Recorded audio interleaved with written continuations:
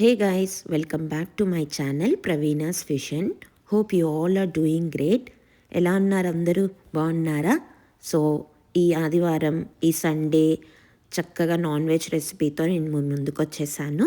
ఇది chicken dum biryani, authentic chicken dum biryani, Hyderabadi style, పక్కా Hyderabadi style. So each step and step క్లియర్గా explain చేశాను. సో అండ్ ఫార్మోస్ట్ మనకు కావాల్సింది ఫ్రైడ్ ఆనియన్స్ కదా. సో ఇలా నీట్గా ఆనియన్స్ని సన్నగా చాప్ చేసేసుకొని ఇలా ఒక ప్యాన్ పెట్టేసుకొని డీప్ ఫ్రై చేసుకోవాలన్నమాట. మరి ఆయిల్లో ఉన్నప్పుడే బ్రౌనిష్ అయిపోకుండా కొద్దిగా లైట్ బ్రౌన్ షేడ్ ఉన్నప్పుడు తీసేసి ఇలా టిష్యూ పేపర్ వేసేసుకొని మంచిగా ఇలా పెట్టేస్తే మీకు ఒక ఆల్మోస్ట్ లైక్ ఒక 10 మినిట్స్కి మంచిగా క్రంచీగా అయిపోతాయి. ఈలోపు మనం ఇంకొక ప్యాన్లో మంచిగా మనం తీసుకున్న చికెన్ తీసుకొని నీట్గా ఘాట్లు పెట్టుకోండి. ఘాట్లు చాలా ఇంపార్టెంట్, ఎందుకంటే ఈ బిర్యానీ మసాలా అంతా లోపలికి వెళ్ళాలి కాబట్టి. ఒకవేళ మనకి చికెన్ షాప్లో పెట్టిస్తే ఓకే, లేదంటే ఇంట్లో అయినా చక్కగా నీట్గా స్లిట్స్ పెట్టేసుకోండి. చూస్తారా, ఇలా వెడల్పైన దాంట్లో వేసుకొని మంచిగా కలుపుకుంటే మనకి నీట్గా కలుపుకోవడానికి కూడా ఫ్రీగా ఉంటుంది. సో ఇప్పుడు ముందైతే ఒక డ్రై మసాలా దినుసులన్నీ వేసేసామన్నమాట. లైక్ పట్టా, లవంగ, అదే క్లోవ్స్, ఇలాచీ, యాలకులు, బిర్యానీ ఆకు, బ్లాక్ ఇలాచీ అంటాం కదా, అది అన్ని బిర్యానీ మసాలాలు డ్రైగా కొన్ని ఇందులో వేసేసుకోవాలి.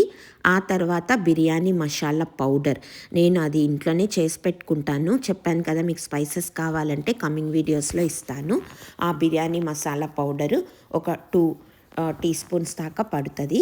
ఆ తర్వాత ధనియాల పొడి కూడా 1.5 టీ స్పూను.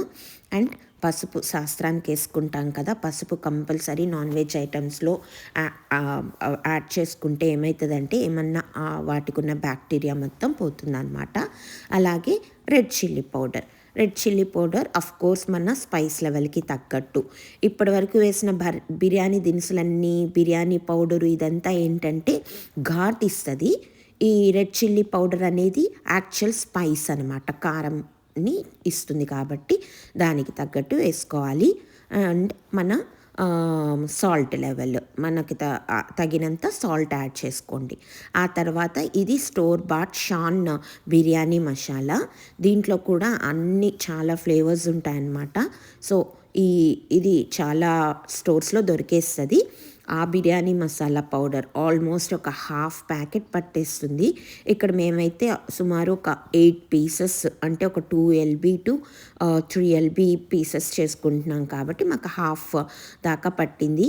అండ్ మేము ఒక అరౌండ్ 4 గ్లాసెస్ ఆఫ్ రైస్ అనుకుంటున్నాము. సో లైక్ 2 LBకి 2 LB రైస్, అలా ఈక్వల్ క్వాంటిటీ తీసుకుంటే ఏమవుతుందంటే పర్ఫెక్ట్ మ్యాచ్ అవుతుంది అనమాట మన గ్రేవీకి అండ్ మన బిర్యానీ రైస్కి.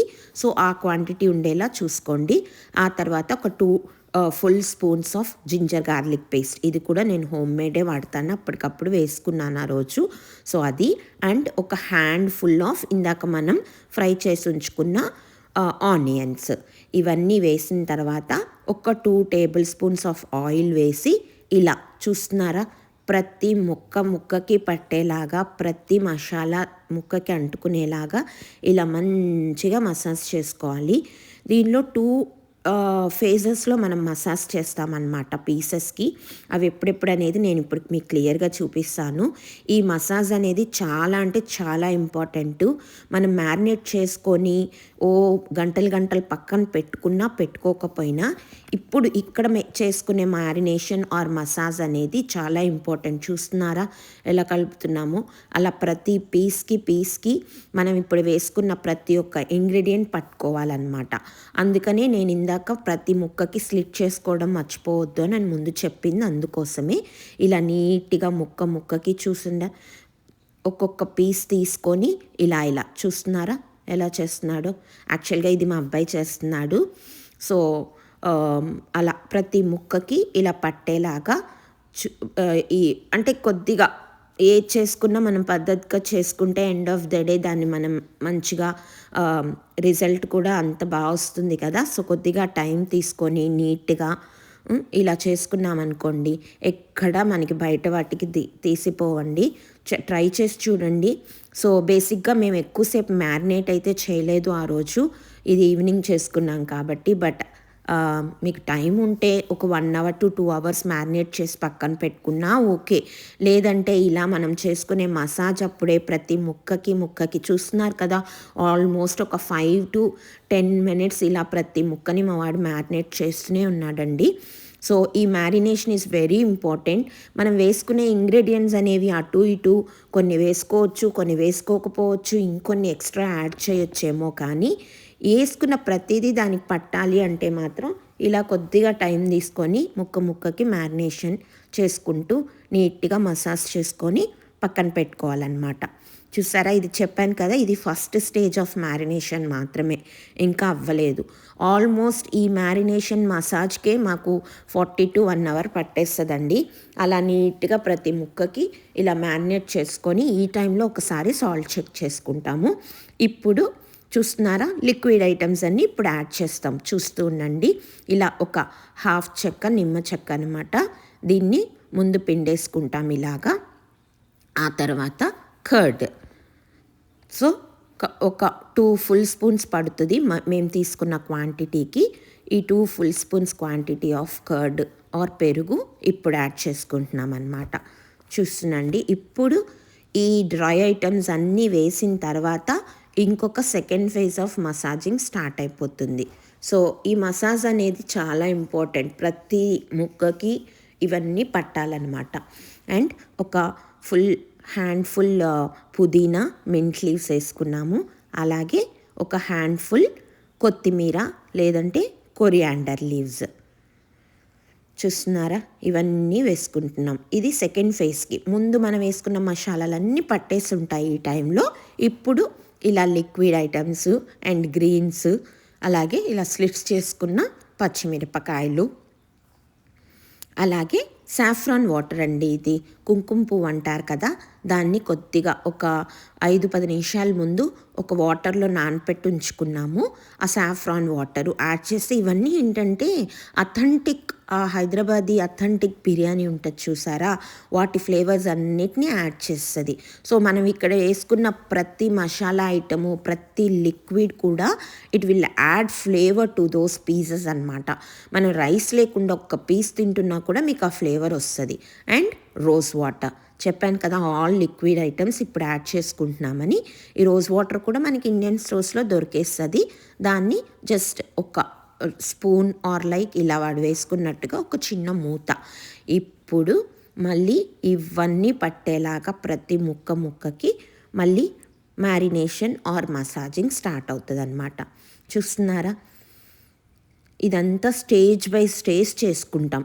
ఈలోపు మనం ఏం చేసుకుంటామంటే చెప్పాను కదా ఇందాక, ఒక 4 glasses ఆఫ్ బాస్మతి రైస్, మేమైతే గ్రీన్ దావత్ రైస్ వాడుకుంటామన్నమాట.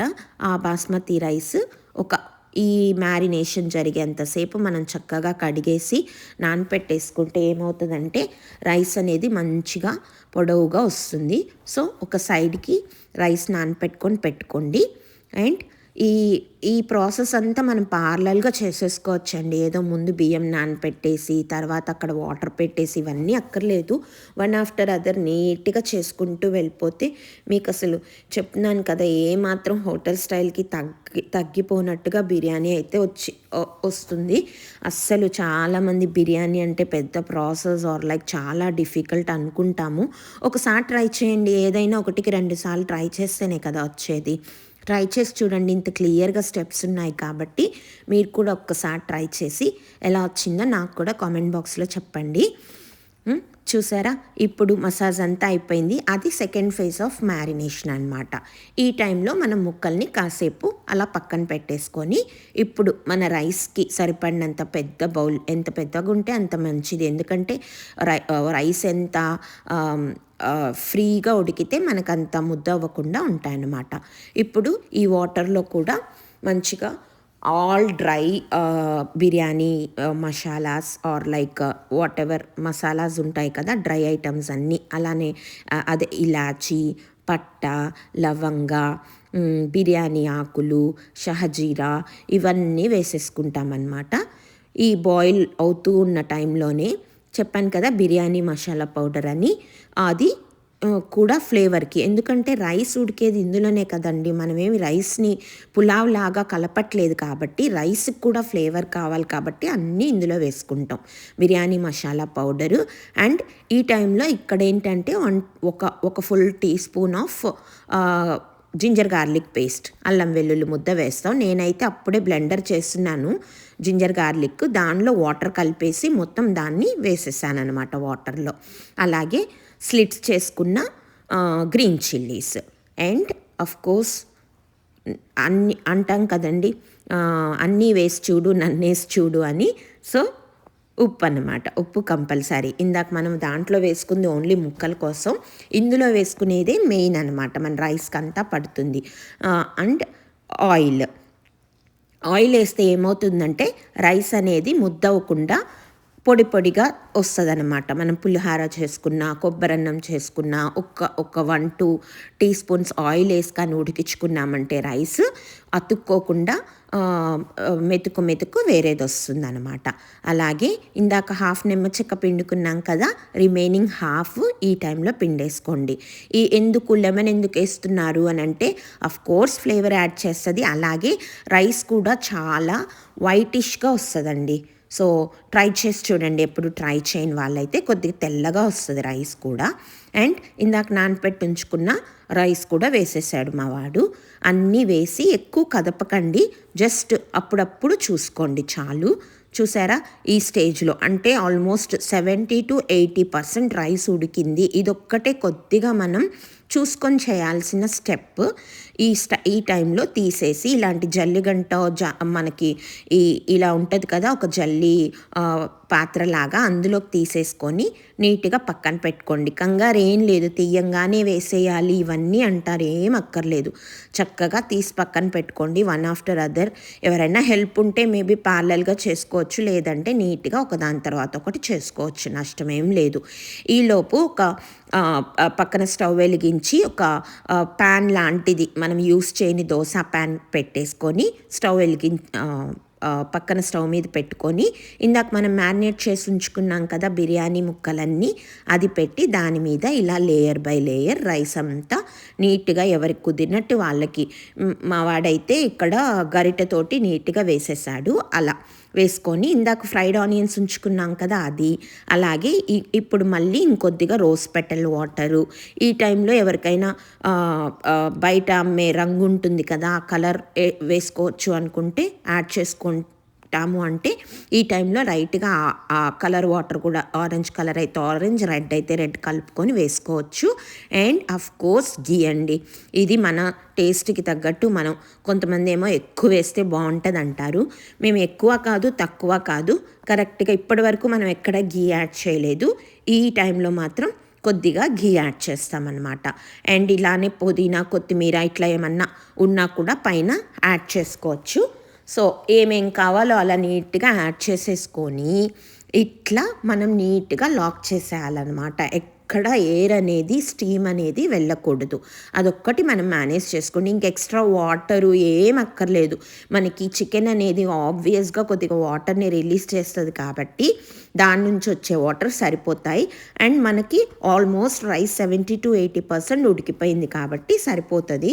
ఇంకా ఇలా కంప్లీట్గా ఎయిర్ పోకుండా మనం ఇలా లాక్ చేసేసి వెయిట్ పెట్టేసామనుకోండి, దీని నుంచి వచ్చే స్టీమ్తోనే నీట్గా ఉడికిపోతుంది. చూసారా ఇలా అయిన తర్వాత ఒక్క 7 minutes మాత్రం హైలో పెట్టుకొని ఒక్క 10 minutes లోలో పెట్టుకోండి, అంతే. Max 17 minutes. నా క్వాంటిటీ తక్కువ కాబట్టి 17 minutes. ఒకవేళ మనం ఎక్కువ చికెన్ వేసుకొని ఉంటే 20 minutes. అయిపోయిన తర్వాత నీట్గా 10 నిమిషాలు స్టవ్ దగ్గరే ఆపేసి కదపకుండా అలా వదిలేయండి. ఒక 10 minutes తర్వాత ఇలా తీసి చూసుకున్నారంటే, చూస్తున్నారా, మీ ముందే ఓపెన్ చేశాను, మీ ముందే చేసిందే, ఇంకేమీ మిరకిల్స్ లేవు, మాయలు లేవు ఇక్కడ. చూసారా ముక్క నీట్గా రైస్ చూసారా, అది అసలు గరిటెకు కూడా అంటుకోకుండా ఎలా ఊడిపోతుందో.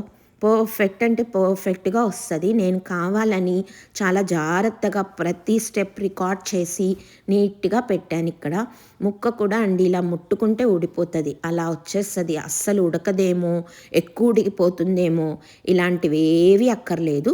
చక్కగా ఇలా ఏం చేస్తారంటే సర్వ్ చేసేటప్పుడు సర్వ్ చేసుకోవడం కూడా ఒక ఆర్ట్ అండి. ఇలా నీట్‌గా మసాలాలన్నీ కలిపేలా మంచిగా ఒకదానికి కలిసేలా పైన రైస్, కింద రైస్ పీస్ తీసి పక్కన పెట్టేసుకొని ఇలా కలుపుకుంటే ఈవెన్‌గా మసాలాలన్నీ కలుస్తాయి. మనం ఉత్త రైస్ తినక్కర్లేదు. అలా అని లాస్ట్‌లో ఘాట్ రైస్ తినక్కర్లేదు.